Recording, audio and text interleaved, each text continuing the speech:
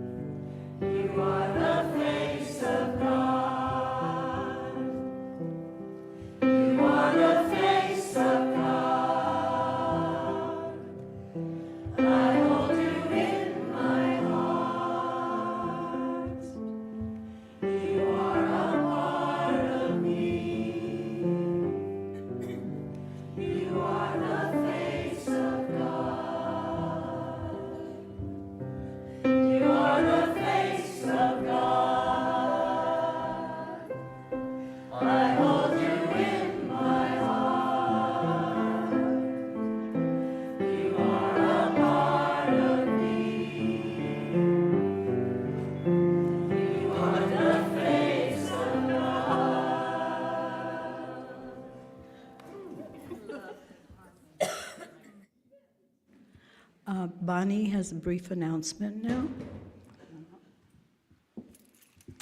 Good morning.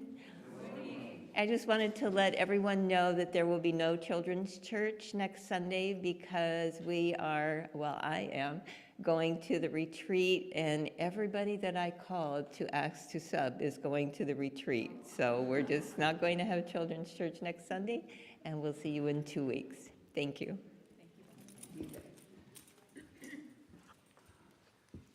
Okay. I would like to now thank all the other members of our team that are here today in service. The sound team, the greeters, the ushers, the kitchen cookies, and the loving guides and teachers of our children, and of course our choir. So if you could please silence your phones just now. And I will go over our focused announcements. The theme, Together We Can Do Much, is vibrating through our center. So join the Center for Spiritual Living Reading's vision for prosperity. We're preparing our way for 2025. This is your annual stewardship invitation to join us in supporting our center's financial security and stability for 2025. So please take a moment to consider what you can do to support and sustain the energy and intentions of our spiritual home. And also I'd like to invite you to think about all that you receive here and all the gratitude that we all experience by what we receive. And that always helps me to see what it is that I have. And it's usually more than I'm aware of in my day-to-day. So, Speak Your Truth, Poetry and Prose, Open Mic Night, hosted by Shem Smith, is Friday, October 25th from 7 to 9. You're invited to sing, speak, play your tune, poetry, stories, songs, or comedy. All is welcome. These can be your own compositions or pieces that speak to you. Come and listen, encouraging you to be the audience and enjoy the gifts that our members are offering during that time. Friendship Sunday. Did you know the last Sunday of each month is Friendship Sunday?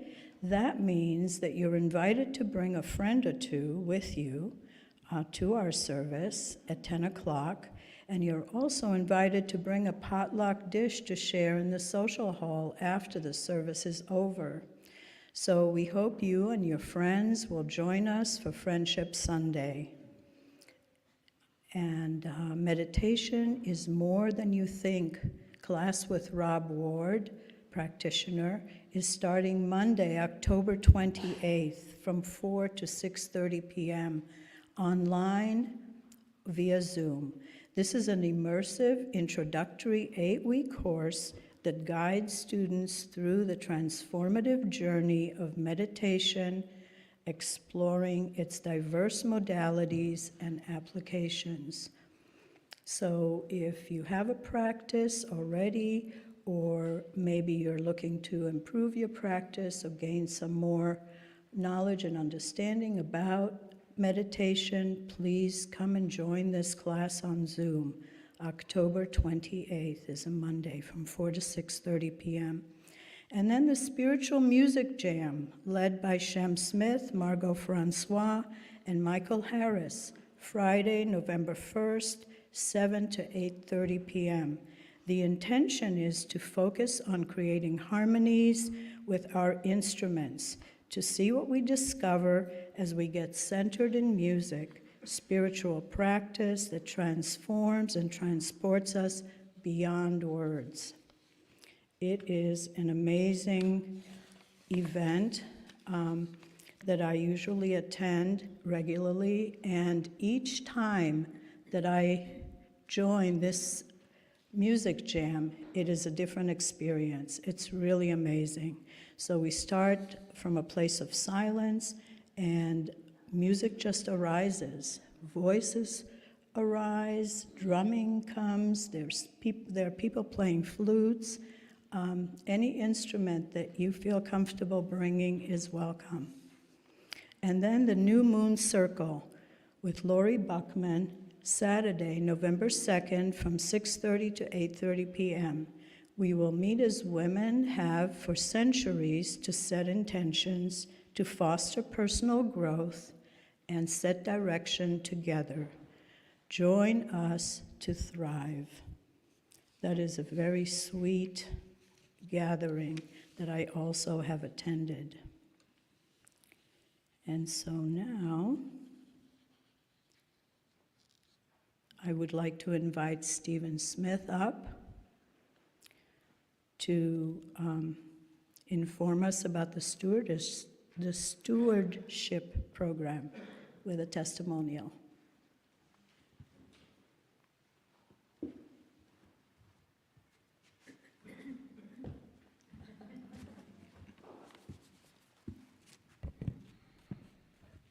Good morning. I wasn't sure why I was supposed to come up here, but now I know. Okay. Everybody else that came up brought notes with them, and I don't normally do that, but I figured if everybody else did, then I should probably make some notes. So as far as the stewardship program is concerned, I should explain why I'm here. Science of mind is based on rational deduction and personal experience and observation, relating spirituality not to the hope of some salvation after we die, but rather achieving a balanced life where happiness is a given and love is seen as an endless resource. And love is also used as the appropriate mode of operation. So I'm happy that I arrived here. I'm an odd person. You know that. I was in the choir. And I was an odd child. Partly, this is because I lost half of my hearing shortly after birth. And so I existed in a very quiet world. And in that quiet world, like most children, I was aware of the fact that there was this invisible realm that I could talk to, and it would talk back to me. And because I had this kind of long stretch of quiet in my life, I didn't really have to give that up once I wasn't a kid anymore. I was raised in a Catholic family, and I fulfilled all the duties of being a good Catholic child. But when I got to high school, and I went to a Jesuit high school, I was asking some hard questions of the priests that were teaching me, and always the answer fell up short. I would draw attention to irrational discrepancies in what they were talking about, and they would always say, well, that is a divine mystery. You don't need to think about that. And of course, my mind said, if there's a divine mystery, I'm going to solve it. And I'm going to solve it by thinking about it.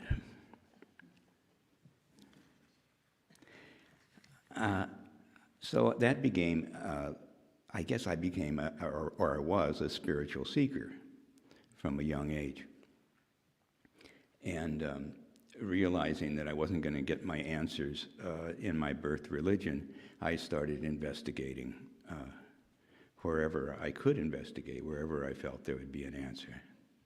And which was sometimes drastic, you know. I spent time with psychedelics because they provided for me a mystical experience, which is what was promised to me but not delivered by my birth religion.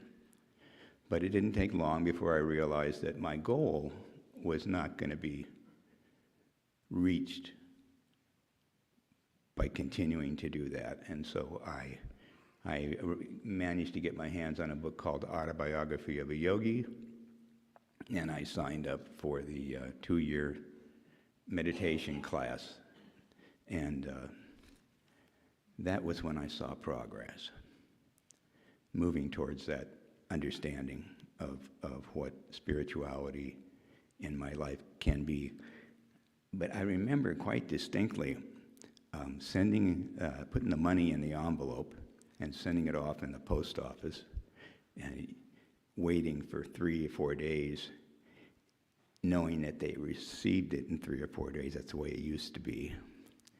And immediately feeling this sense of support from a community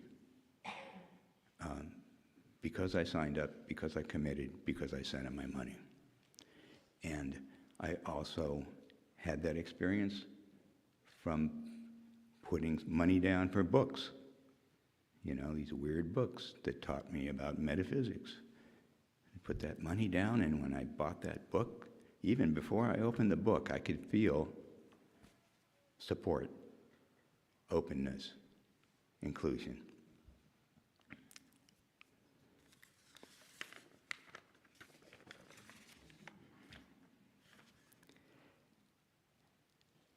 It even has happened at times when I would talk to somebody on the streets who was panhandling and get in a conversation and end up giving them money. You know, a door would get opened. So, anyway, back to what I was talking about. It took decades of serious study to studying different world religions, participating in the meditation processes. I was involved with Sufism for over a decade, doing the processes with them and the meditations. The same with Vajrayana Yoga, with my Tibetan teachers, doing the processes, doing the mantras, doing the understanding, coming to an understanding of a different understanding. How do these people understand how we relate to spirituality and being a spiritual person? And I reached basically the end of my studies. Chatter's gone. I'm calm. I'm breathing, and I'm aware of the fact that I'm breathing most of the time. And this question arises. What now? What now? So anyway, Judy and I had moved to Reading, and we'd been here for about a year. And we were feeling like, well, we don't really feel like we fit. We were wondering whether we were supposed to move on someplace else. And our neighbor told us about CSLR, and we showed up here. And within 2 weeks, I was in the choir. Judy was in the kitchen. And we've been here ever since. Yeah.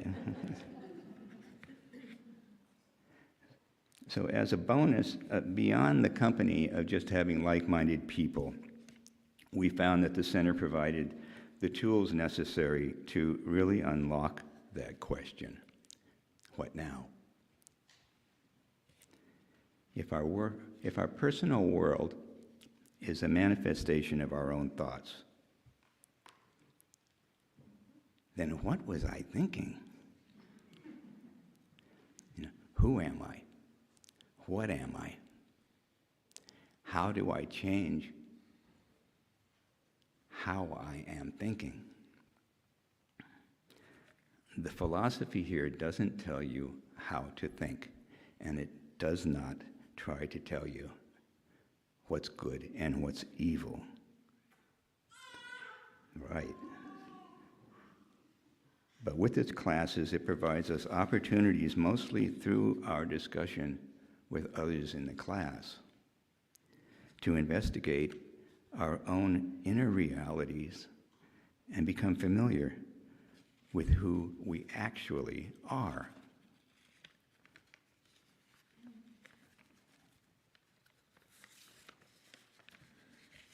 And why we respond to the world the way we do, and why the world responds to us the way it does.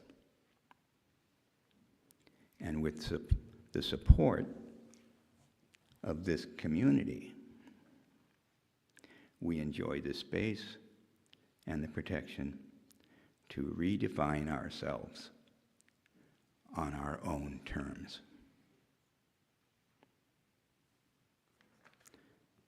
So why am I a member? Why do I contribute to the financial flow that passes through this center of spiritual living? Because this is where I am.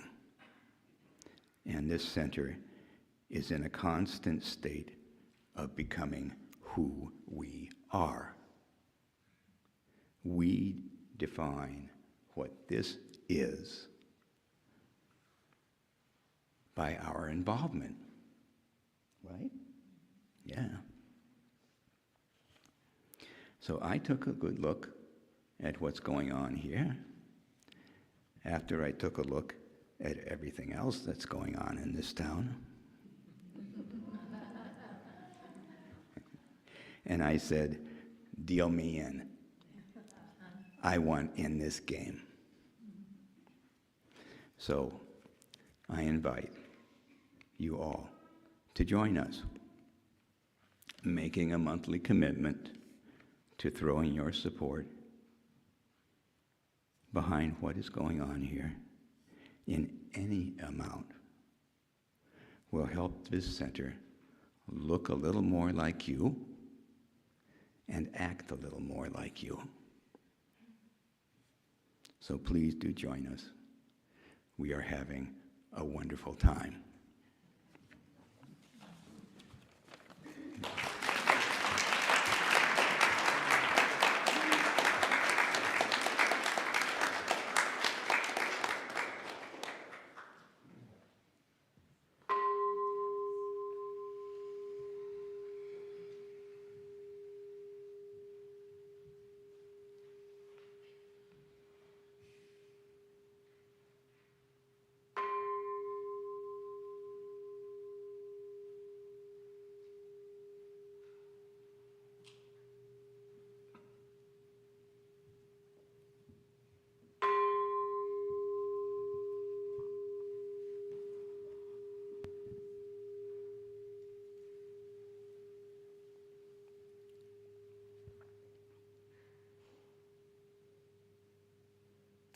Just now, I invite you to turn inward, to lower your gaze, and be with your breath. And join me in knowing that there is only one magnificent life force, one brilliant energy, one light that is so pure, that is so amazing, that is intelligent, that is gentle, that is loving, that surrounds me, that fills me, that infuses me with light, as it does all others.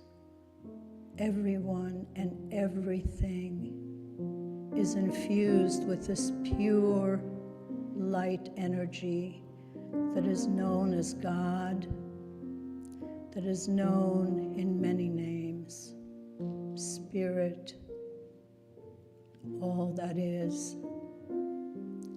And this energy, as it enters with our breath, purifies, harmonizes, balances, renews every cell, every molecule, every atom in our physical being, constantly renewing. And as we open our hearts and still our minds, recognizing this energy as it flows through us, we are grateful. And when we join together, we become powerful. A powerful force for love, for unity, for peace, for joy, for intelligence. And so for all this knowing, as Reverend Sue takes us deeper into understanding how together we are strong, I am grateful. Grateful to be here, grateful for this moment, releasing all that is into the law, knowing it is all already so. And I invite us all together to affirm, and so it is. Reverend Sue? Well.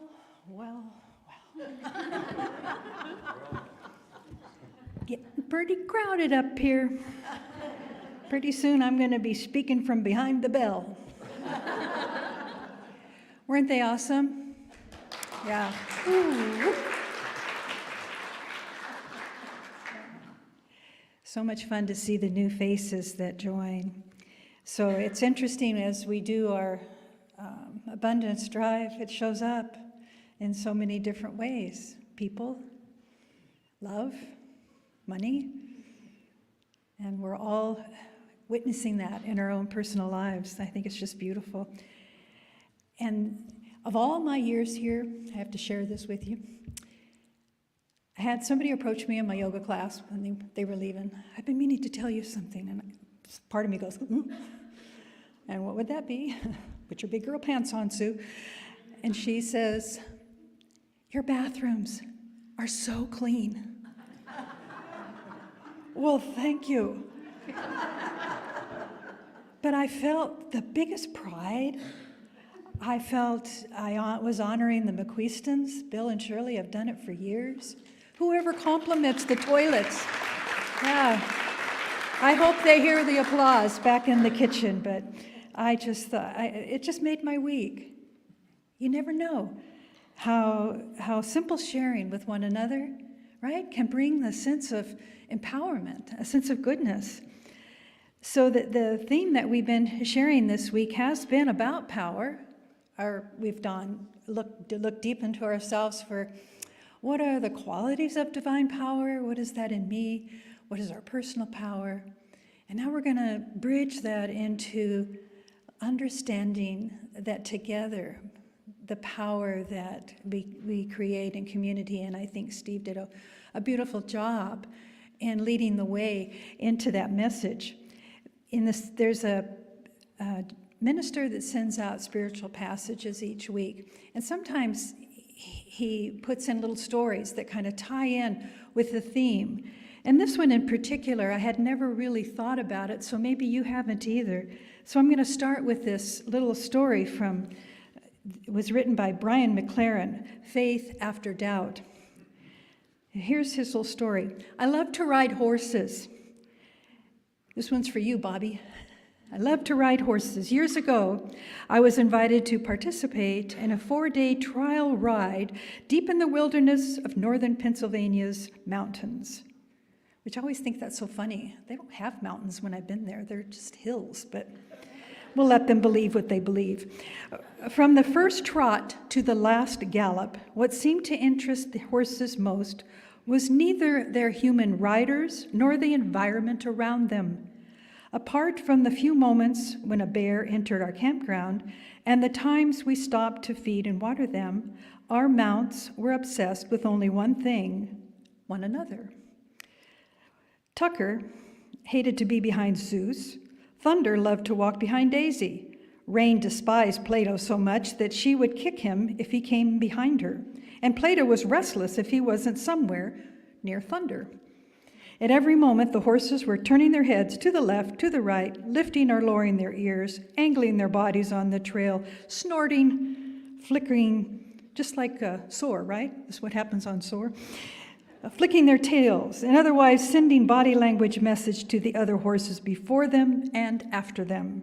We humans were looking at scenery, but the horses were tuned into one another. I mentioned this observation to our wrangler, and he confirmed my hunch. They are herd animals. They have power struggles, friendships, rivalries, and alliances, just as we do. It's like their brains are wired together in a network, and each is constantly monitoring the other. Welcome to society, as seen by a horse. Isn't that intriguing?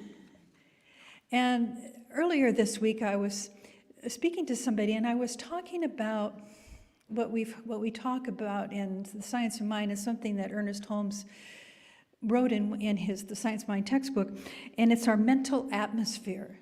Our mental atmosphere. And what's important about that, in Earnest Holmes' words, is it's a field. It's a result of all the things that we have thought, things that we have said and done, and consciously or unconsciously perceived along our growth.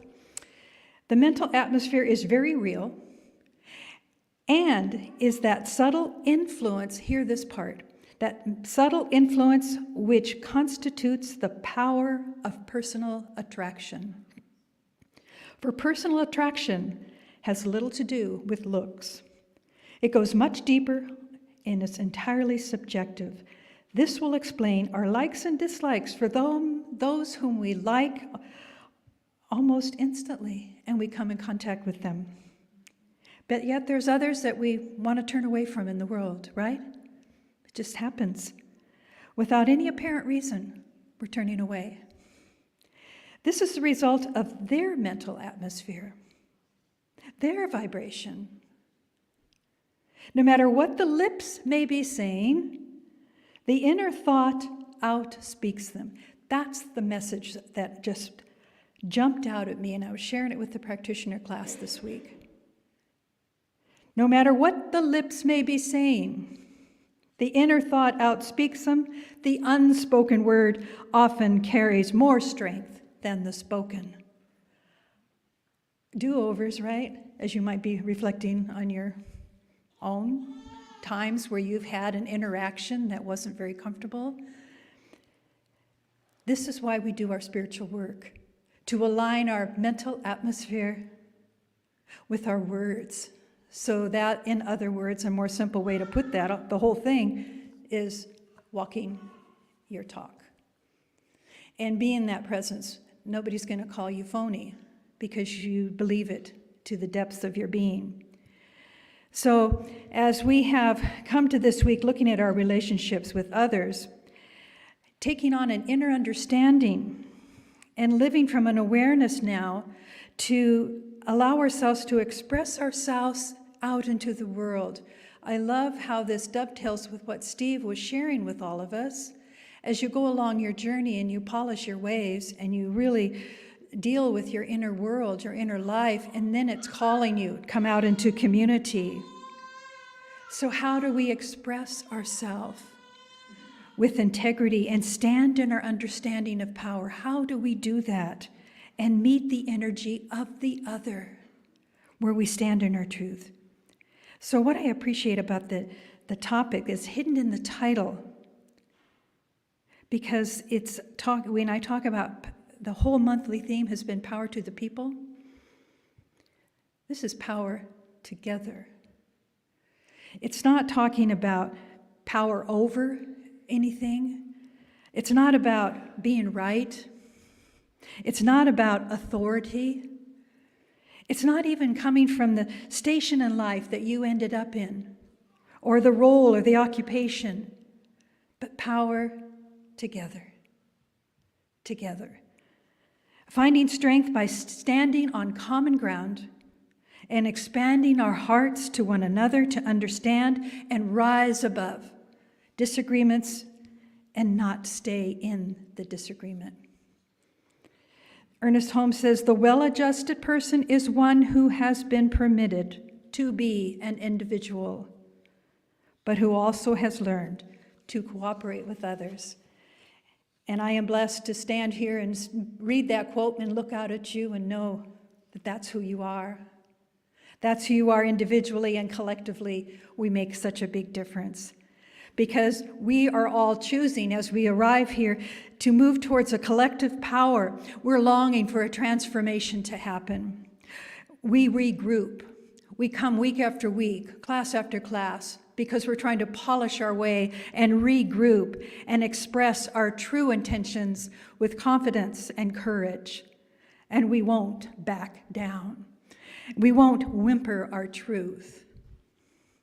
Now I say that, and I watch myself put up I'm not going to go into politics here, but I put a sign up in my yard, and we're kind of hiding it behind a bush a little bit. And we did it in the dark, and but we're standing for our truth. It's there. And I'm quick to close the garage door so I don't have to interact with any neighbor. But I also have a sense of pride. Actually, I act like I did it. Charlie did it. I hide behind him, but we stand in our truth. But think of ourselves. Think about the moments, what it is to try to express your truth, especially when the other person seems like they have more authority than you. They have a sense of bulliness about them. It's harder to speak up, right? Now, Charlie and I get a kick so many times about the Saturday Night Live character, Stuart. Do you remember that? Stuart, I have a question. I just have one thing to say here, please. His voice gets really high and thin. And we laugh at him because we're laughing at ourselves. We've all been there. We've all been Stuart. But not anymore. We're not going back. We're going into the sense of personal empowerment here because we found a community that works for all. So if you hear yourself ever downplaying what you have to offer, that isn't an expression of your power. If you're allowing that to overrule, that's a sign of a weakness inside of you. And that's fooling you into thinking, well, at least I spoke up.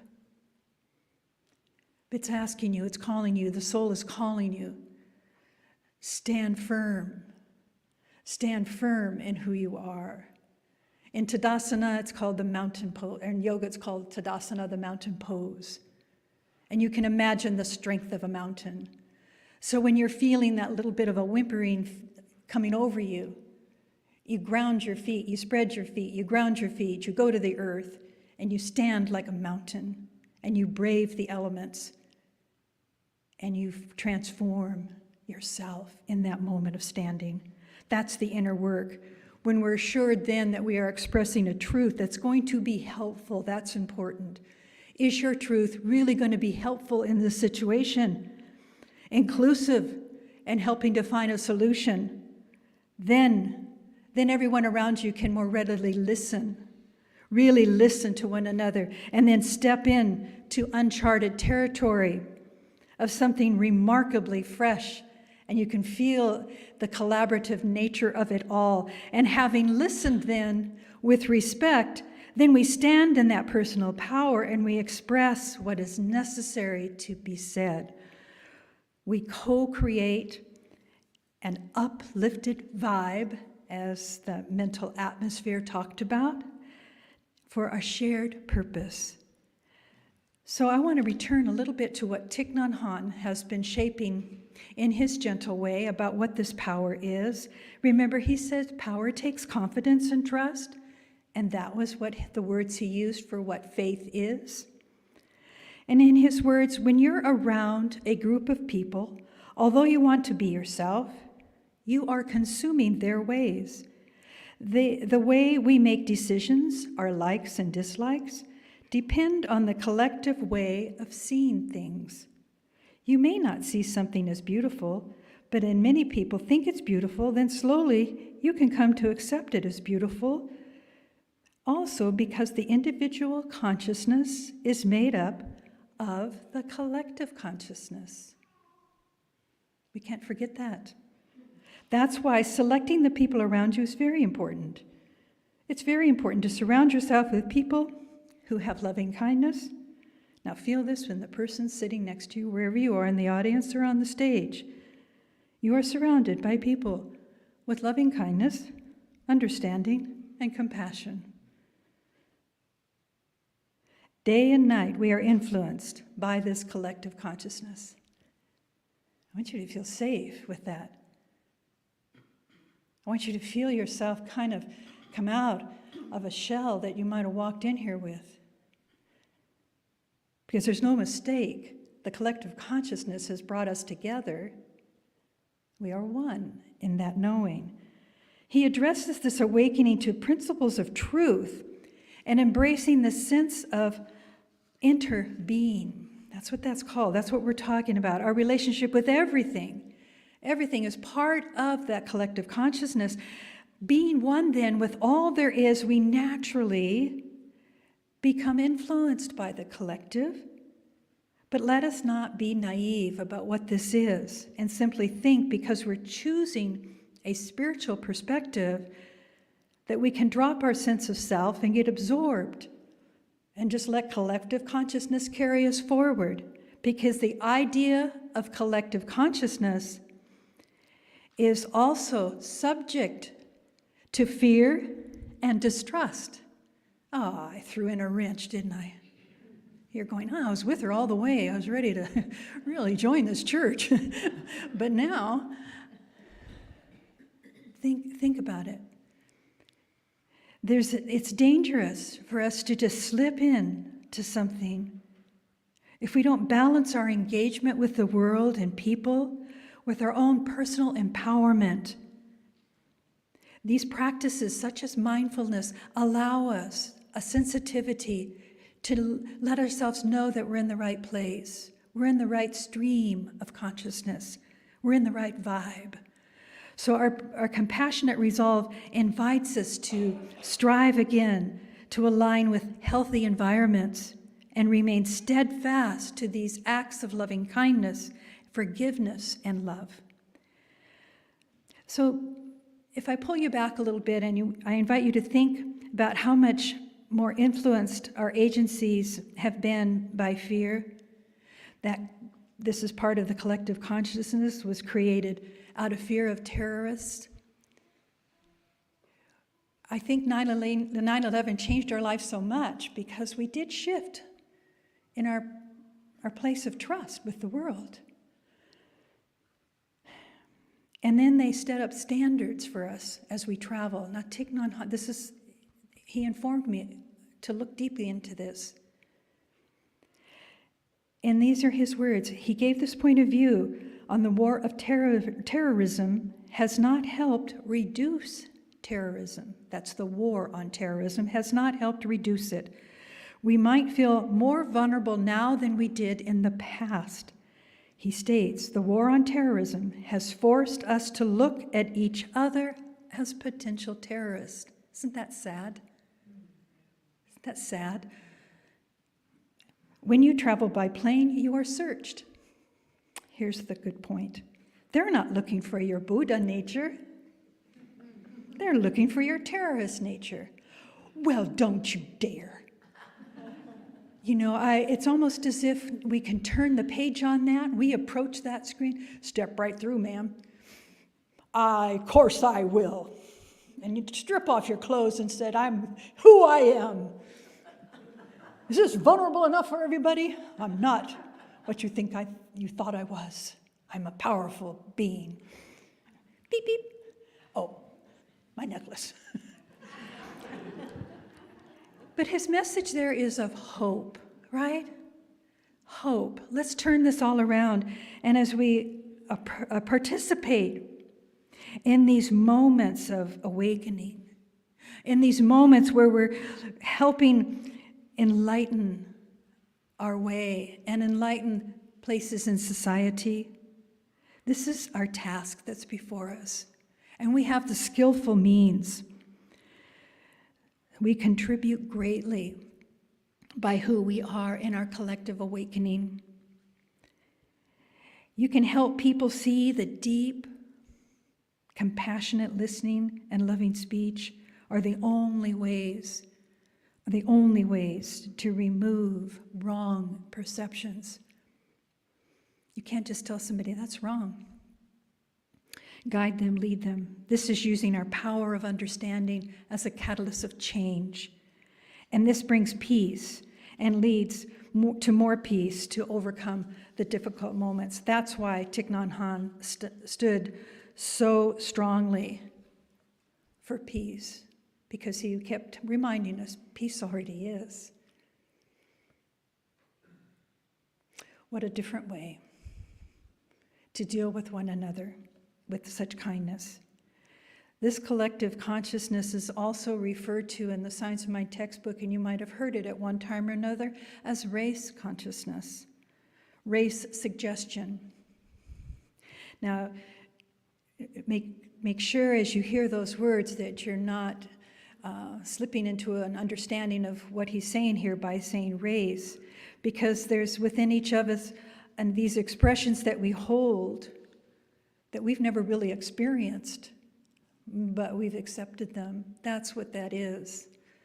That level of vibrational pattern that's out there, and we just simply download in our mental fields, and those influence us in our day-to-day. We call them biases or beliefs. But that mental suggestion, all of it, has an effect. That all has an effect on our personal autonomy and our authority. And if it goes unnoticed, unresolved, becomes a part of us, they're operating us. And through our personal authority to dive deep as a metaphysician, dive deep into truth and soul search this, we recognize it, and we don't allow ourselves to be influenced by mere suggestions out there. We're fact checkers. In such a beautiful way, this is tapping into our personal power to create an atmosphere of power that aligns with helping one another, and that influences a collective power, inviting ourselves into a beautiful circle of others to explore ideas. This is the portal of our empowerment. This group up here, they grew together They walk through the portal because their power is through the voice. And through the wisdom and skill of Gwen, she guides that field. And through the direction of the piano keys with Judy, what do you get? You get an open heart that bursts out of you, and the song sings in you all week long because they had the courage to bring their voice forth and express that to all of us. That's the connective field that we people are longing to be the resource, to demonstrate the good that is always longing to unfold itself and express itself in wondrous ways. So Earnest Holmes reminds us, our difficulty lies not so much in contradicting this truth as in cultivating this inner awareness, a deep spiritual realization that we are one with all the presence and all the power that there is. That sounds like a world that works for all. And if we look at turn back to look, well, how does this begin? Let us look at the power of our word, spoken in affirmative prayer here when Judy does the beautiful treatment. Any of the practitioners are standing here. They first connect to that divine power before they speak their first word, because they are speaking on your behalf. As we use that power of the treatment that is spoke before the service to draw us all into the oneness. And when we can do that, we are able to resolve our conflicts and meet together for a cause that we stand for.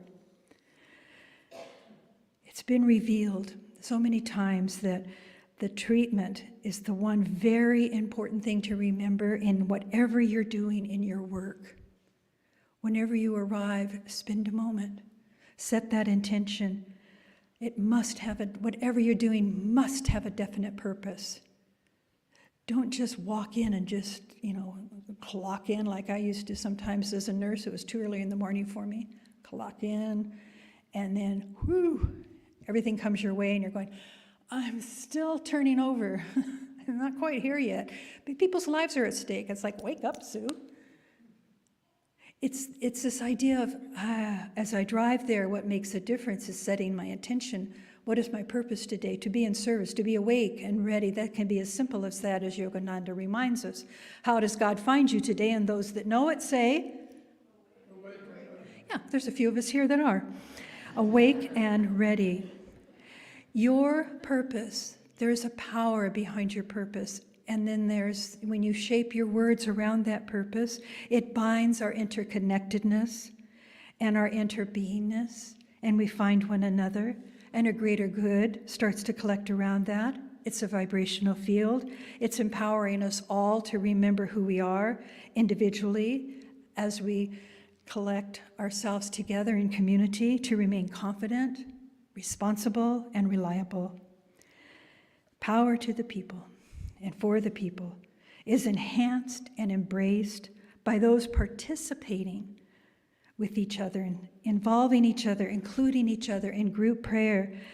And then together we foster these divine qualities in each other because they're not only have a shared intention, but they have shared the divine word together, hand in hand and heart to heart. The prayers that we share here today is really a call of the soul that says, listen, listen, listen, listen to this one divine being's heart sing, because these words are your words, and together we find our way. So I'm going to invite Judy up. I'm going to close with the St. Francis prayer as she plays. And then tagged on to that, I'm going to signal to Lindy.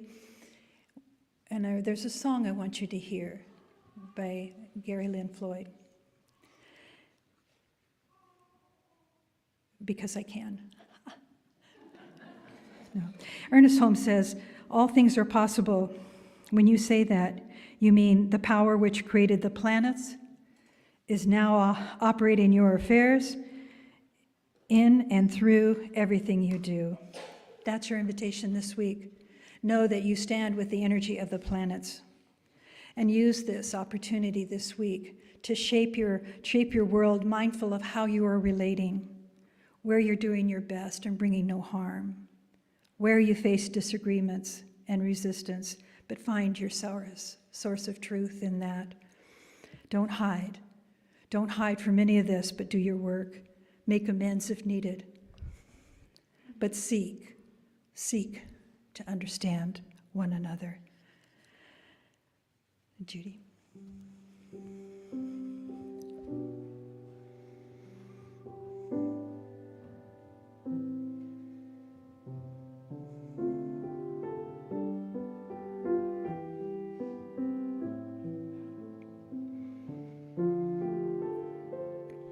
Lord, make me an instrument of your peace.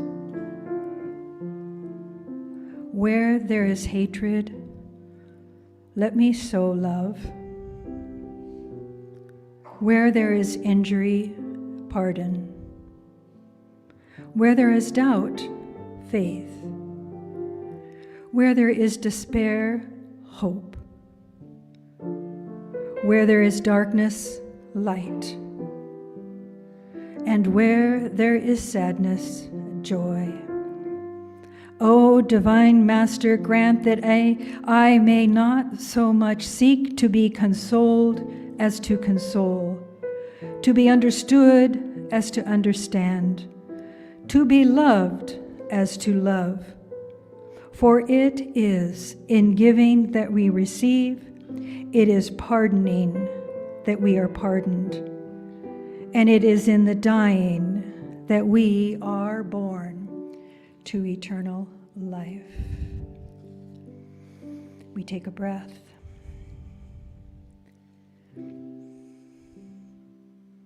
Go ahead, Lindy.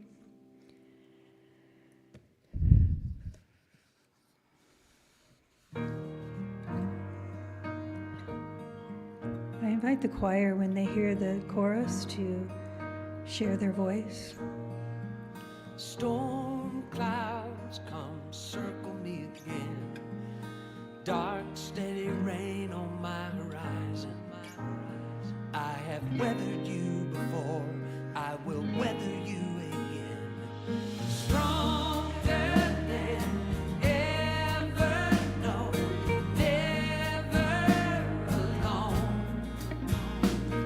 Stronger than ever, my look how I've grown. Lifted in every endeavor, stronger than ever.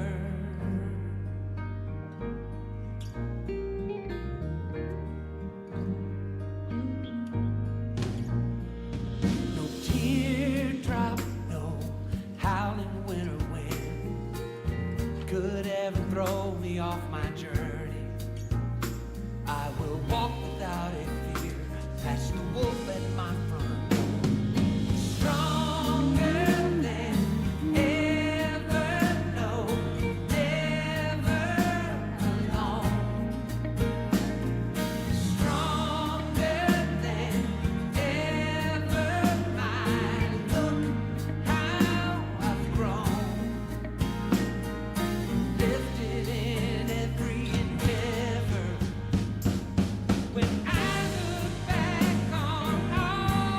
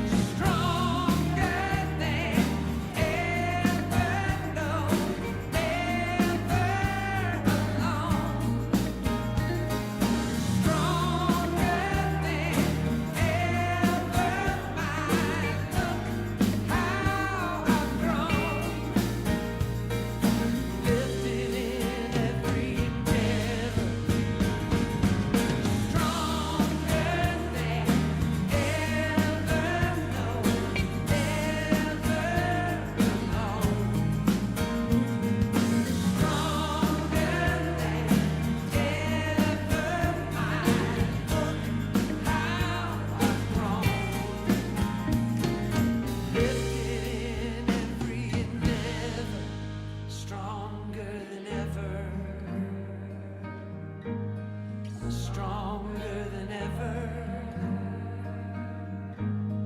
stronger than ever, stronger than ever.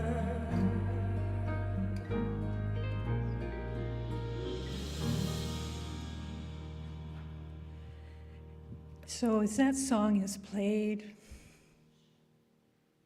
I have sat with so many of you, and I see you stronger than ever. And those I haven't had a chance to sit with, I see you as I stand here, and I just want you to know that we walk together, that the practitioners are always here, the board members are always here. If you need to lean on someone, if you need to lean on the choir, join that impulse and be held, because we're stronger when we stand together. Blessings.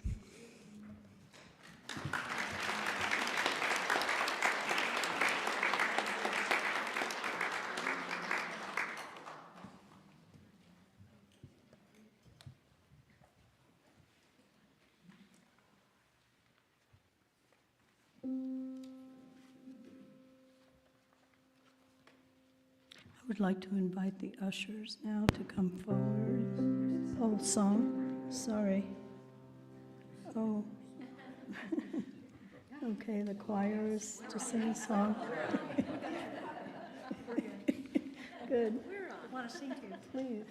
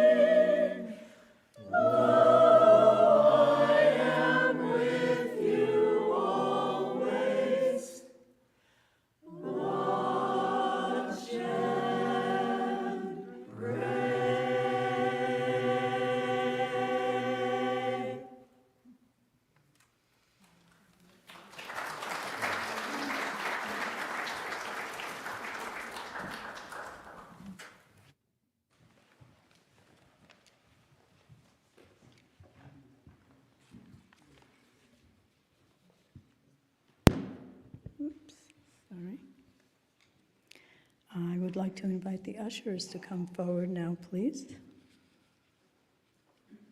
as we prepare for the offering.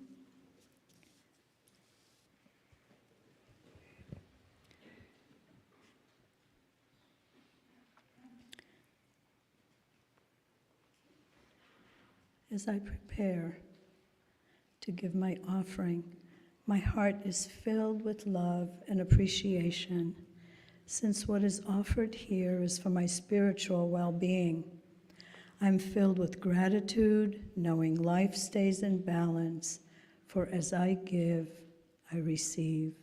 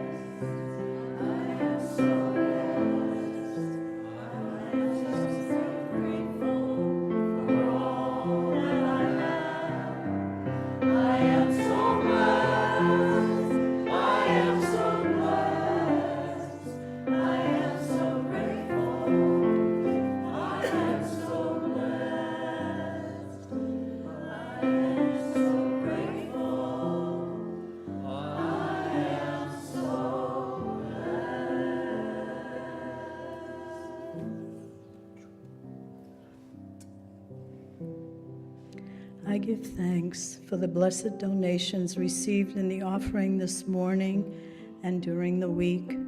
I know that each dollar supports the spiritual family in many ways as we grow together, pray together, and give thanks for all that the center has been blessed with today and always. And so it is.